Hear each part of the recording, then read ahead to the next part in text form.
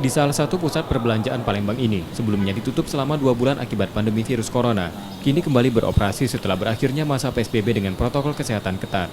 Meski tak lagi ada pembatasan jam operasional, pusat perbelanjaan ini tetap buka selama 8 jam untuk mengantisipasi penyebaran virus corona. Dengan kapasitas pengunjung masih 50%. Pengunjung diwajibkan mencuci tangan, memakai masker dan melalui pemeriksaan suhu tubuh dengan menjaga jarak fisik sebelum masuk. Pada kondisi normal, ada 2.000 pengunjung setiap harinya.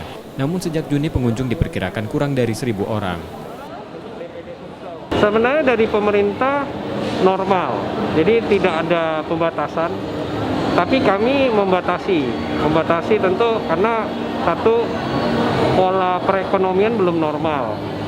Artinya semua bidang usaha sedang efisiensi juga, termasuk mall, termasuk tenan itu melakukan efisiensi juga. Yang pasti protokol kesehatan kami sangat ketat. Dari awal pengunjung datang itu mereka sudah harus pakai masker. Sebelumnya penerapan PSBB di Palembang kemarin, ada 3 pusat perbelanjaan yang tutup, sementara sisanya masih buka namun sepi pengunjung. Rizky Oktora, Muklas Diferensial, Trivida, Kompas TV, Palembang.